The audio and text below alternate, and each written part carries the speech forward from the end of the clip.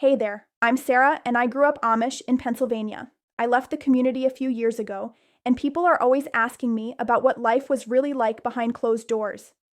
Today, I want to talk about something that nobody really discusses: the bedroom rules that governed our lives. Some of these are going to sound absolutely wild to you, but I promise you, this was my reality. So let's get into it. The first rule I need to tell you about is bundling. I know that sounds like a weird word, but just hear me out. When I started dating at 16, this is what happened. A boy would ask me out, we'd spend the evening together, and then he'd come upstairs to my bedroom. Yes, you heard that right. My parents knew about it. Everyone knew about it. We'd get into bed together, both of us fully dressed, and we were supposed to just lie there and talk. That was the whole point. Talk about our future, get to know each other, build a connection. But here's the thing: you're lying in bed next to someone you're attracted to, in the dark, for hours, and you're supposed to resist every single urge. They told us it was about building character and self-control. Honestly, it was one of the most difficult things I ever experienced. My heart would be pounding the entire time. And I'm not gonna lie to you, plenty of couples didn't make it through those nights without crossing lines they weren't supposed to cross. That's just the truth. The second rule is that physical intimacy before marriage was absolutely forbidden. Now, I know a lot of religious groups teach this, but the difference in the Amish community is what happens if you mess up. If you had relations before your wedding, you couldn't just quietly get married and move on. You had to stand up in front of the entire church, and I mean everyone: your parents, your siblings, your grandparents, the neighbors, the whole district, and confess what you'd done, out loud, with everyone staring at you. I watched friends go through this, and the shame on their faces is something I'll never forget. And if a girl got pregnant, the whole community would race to get them married before it became obvious. They'd speed up the baptism classes, do everything possible to make it happen fast, because an unmarried pregnant girl was seen as the ultimate failure. Rule number 3 is something that really stuck with me. Modesty didn't stop when you got married. Even in your own bedroom with your husband, you were expected to stay covered. We wore these long nightgowns that went down to our ankles, long sleeves, high necklines, made of plain white or gray cotton. Nothing pretty, nothing that made you feel attractive. The idea of wearing something nice or appealing, even for your own spouse, was considered prideful and wrong.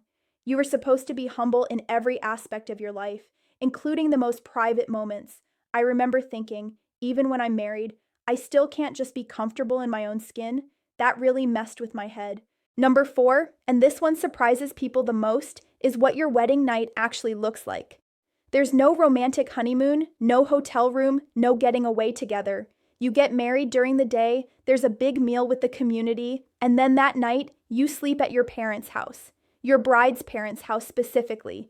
Your family is right down the hall. And the next morning, you're up at dawn, helping clean up from the wedding, sweeping floors, washing dishes, putting away tables and benches. For the next few months, your version of a honeymoon is traveling around to different relatives' houses every weekend, staying overnight with them, and collecting wedding gifts. So your first experiences as a married couple are happening with your parents in the next room, or your aunt and uncle, or your grandparents. There's no real privacy, no time to just be together and figure things out on your own. Rule 5 is something I heard about from people in stricter communities than mine. Some groups have what they call a waiting period after the wedding. 3 days where the couple is married but not supposed to consummate the marriage. I talked to a woman who went through this, and she told me those were 3 of the longest days of her life. You're finally married, finally allowed to be together, but you're still supposed to wait. The reasoning was that it proved you were marrying for the right reasons, not just because of physical attraction.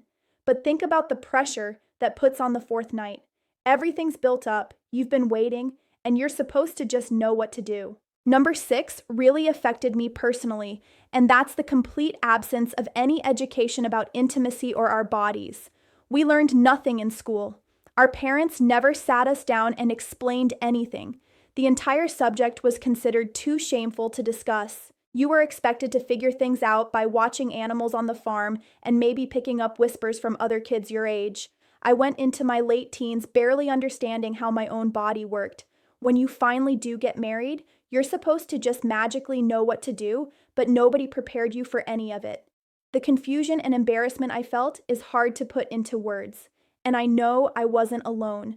So many of us struggled because we'd been kept in the dark on purpose. The seventh rule is about what happens when someone breaks the sexual rules in the community. If there's adultery or any kind of inappropriate behavior, it doesn't stay private. The person has to confess in front of the church. The ministers and elders ask you questions, some of them very personal and uncomfortable, and then you stand there while everyone knows your business. The whole point is public accountability and shame. But what it actually created was a culture where people hid things because they were terrified of that humiliation.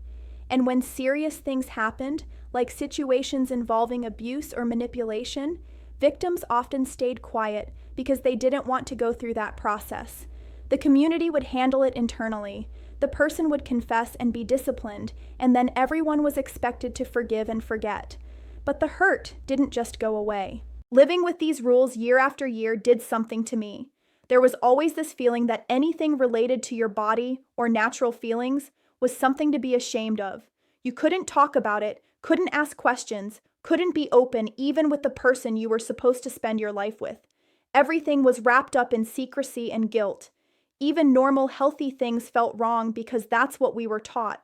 Now that I'm out and I've had time to process everything, I can see how much those rules were about control. Keeping us sheltered, keeping us ashamed, keeping us dependent on the community's approval for everything. Walking away meant having to unlearn all of that programming and figure out who I actually was underneath all those layers of rules and expectations. If you grew up in a strict religious environment, you might understand what I'm talking about. That feeling of finally being free, but also feeling lost because the rules were all you knew. It's a process, and some days are harder than others, but I wouldn't go back. I hope this gave you a real look into what life was like for me. A lot of people romanticize the Amish way of life, but there are sides of it that are really difficult, especially for women. Thanks so much for listening to my story.